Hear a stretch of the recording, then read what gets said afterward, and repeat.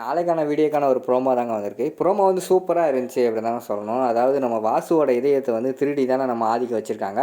அந்த விஷயம் வந்து போலீஸ் கேஸ் வரைக்கும் போயிடுச்சு அப்படின்னு தாங்க சொல்லணும். கடைசியில வந்து ரத்னம் வந்து மாசா வந்து எல்லாத்தையுமே காப்பாத்துறாரு அப்படின்னு தாங்க சொல்லணும். அதெல்லாம் பார்க்குறக்கும் சேனலை மட்டும் மறக்காம லைக் அண்ட் சப்ஸ்கிரைப் மட்டும் பண்ணிருங்க. ஃபர்ஸ்ட் எடுத்த உடனே நம்ம வாசுவோட இதயத்தை வந்து திருடி தான் வச்சிருக்காங்க அப்படிங்கிற விஷயம் வந்து நம்ம மரகதத்துக்கு வந்து போயிடுச்சு அப்படின்னு தாங்க சொல்லணும். மரகதுக்கு அந்த விஷயம் தெரிஞ்ச உடனேயும் அவங்க வந்து ரொம்ப கவலையாயிடுறாங்க. இது சரியாக விடக்கூடாது. எவ்வளோ தைரியம் இருந்தால் என்னோட மகனோட இதயத்தையே வந்து ஒரு பெர்மிஷன் இல்லாமல் வாங்கி கொண்டு போய் அவங்க வந்து மாற்றி வச்சுருப்பாங்க. இதை சும்மா விடக்கூடாது. அவங்கள வந்து போலீஸ் கேஸுன்னு அலைய விடாமல் நான் விடமாட்டேன் அப்படின்னு சொல்லிட்டு போலீஸ் ஸ்டேஷனில் போய் கம்ப்ளைண்ட் கொடுத்துட்றாங்க. ஐயா, என்னோட பையனோட இதயத்தை வந்து எங்கள் சம்மந்தக்காரங்க வந்து திருடி வச்சுட்டாங்க. அது மட்டும் இல்லாமல் என் மருமகளையும் என் பேத்தியையும் காணும். அது காரணம் என்னமோ அவங்க தான் இருப்பாங்கன்னு எனக்கு டவுட் வருது. அவங்க மேலே நான் கேஸ் ஃபைல் பண்ணுறேன் அப்படின்னு சொல்லிட்டு போலீஸ் ஸ்டேஷனில் வந்து கேஸ் ஃபைல் பண்ணிடுறாங்க.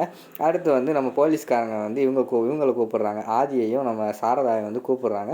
கூப்பிட்டுட்டு உங்கள் மேலே கேஸ் வந்திருக்கு அப்படிங்கிற மாதிரி சொன்னோம். என்ன சார் கேஸ், என்னாச்சு அப்படிங்கிற மாதிரி சொன்ன உடனேயும் நீங்கள் தான் வந்து வாசு அப்படிங்கிற ஒருத்தரோட இதயத்தை வந்து திருடி உங்களுக்கு பெர்மிஷன் இல்லாமல் வாங்கி உங்களுக்குள்ளே வச்சுருக்கீங்க அப்படின்னு சொல்லிட்டு எனக்கு வந்து மரகதம் அவங்க வந்து ஃபைல் பண்ணியிருக்காங்க, கேஸ் ஃபைல் பண்ணியிருக்காங்க அப்படிங்கிற மாதிரி சொல்கிறாங்க. அது மட்டும் இல்லாமல் அவங்க வீட்டு பொண்ணையும் காணுமா, அது மட்டும் இல்லாமல் அவங்க பேத்தியும் காணும் அப்படிங்கிற மாதிரி சொல்லிட்டு உங்கள் மேலே தான் டவுட் படுறேன்னு சொல்லிட்டு கம்ப்ளைண்ட் பண்ணியிருக்காங்க. அதை விசாரிக்கிறது தான் கூப்பிட்டுருக்கோம் அப்படிங்கிற மாதிரி சொல்கிறாங்க.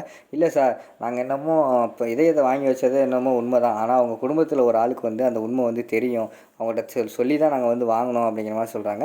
நீங்கள் என்ன தான் அவங்க குடும்பத்தில் ஒரு ஆளுக்கு வந்து நீங்கள் தெரிஞ்சு ஒரு இதயத்தை வாங்கியிருந்தாலும் அந்த பையனுக்கு உரிமையாளர் யார்? அவங்க அப்பா, அவங்க அம்மா, அவங்க ஒய்ஃப், அவங்ககிட்ட நீங்கள் பெர்மிஷன் வாங்கியிருக்கணும். அவங்ககிட்ட யாராவது ஒரு ஆள்கிட்டே அதை நீங்கள் வாங்கியிருக்கணும். அப்படி இல்லாமல் குடும்பத்தில் யாரோ ஒரு மூணாம் மனுஷன் மாதிரி அவங்கக்கிட்ட வாங்கி நீங்கள் இதயத்தை வந்து மாற்றி வச்சுருக்கீங்க. இதெல்லாம் சரியாக இருக்காது அப்படிங்கிற மாதிரி சொல்லிவிட்டு அந்த இடத்துல போலீஸ்காரங்க பேசிக்கிட்டு இருக்க மாதிரி தான் காட்டிக்கிட்டு இருக்காங்க. இன்னொரு பக்கம் பார்த்தா நம்ம இவர் வந்துடுறாரு, ரத்னம் வந்துடுறாரு. ரத்னம் வந்தோடனே வாங்கய்யா, நீங்கள் யார் அப்படிங்கிற மாதிரி வந்து போலீஸ்காரங்க கேட்குறாங்க. இல்லையா, எனக்கு வந்து ஒரு நியூஸ் வந்துச்சு. அதாவது என் பையனோட இதயத்தை வந்து திருடி வச்சுருக்காங்க அப்படின்னு சொல்லிட்டு இவங்க மேலே கேஸ் கொடுத்துருக்காங்கன்னு சொன்னாங்க அப்படிங்கிற மாதிரி சொல்கிறாங்க. ஆமாம், மரகதன்னு ஒருத்தவங்க தான் எங்களுக்கு கேஸ் கொடுத்துருக்காங்க அப்படிங்கிற மாதிரி போலீஸ்காரங்க சொல்கிறாங்க. ஐயா, அவர் வந்து என்னோடய ஒய்ஃப் தான். நான் வந்து அந்த வாசுவோட அப்பா அப்படிங்கிற மாதிரி சொன்னேன். ஓ, நீங்கள் தான் அந்த பையனோட அப்பாவா?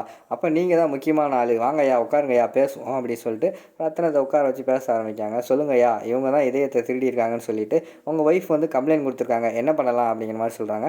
இல்லையா, அவள் சொல்கிறது வந்து பொய். நான் ஒரு விஷயம் சொல்கிறேன். இவங்க 2 பேரும் வந்து திருடவே இல்லை. என்னோட அனுமதியோடு தான் அந்த இதயத்தை வந்து மாற்றி வச்சாங்க அப்படிங்கிற மாதிரி சொன்னோன்னு எல்லாருமே ஷாக் ஆகிடுறாங்க. என்னடா அவர் இப்படி சொல்கிறாரு அப்படின்னு சொல்லிட்டு எல்லாருமே ஷாக் ஆகிடுறாங்க.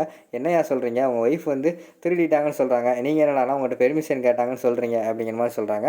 ஆமாய்யா, இந்த அம்மா தான் என்கிட்ட வந்து பெர்மிஷன் கேட்டாங்க. ஃபஸ்ட்டு நான் வேண்டாம் தான் சொன்னேன். அதுக்கடுத்து அந்த அம்மா எடுத்து சொன்னாங்க. அதுக்கடுத்து எனக்கு வந்து ரியாலிட்டி வந்து புரிஞ்சுது. அதுக்கடுத்து சரி எடுத்துக்கோங்கம்மா அப்படி நான் தான் அவங்களுக்கு வந்து பெர்மிஷன் கொடுத்தேன் அப்படிங்கிற மாதிரி சொல்கிறாங்க. அதை கேட்டவொடனே எல்லாருமே ஷாக் ஆகி பார்த்துக்கிட்டு இருக்காங்க.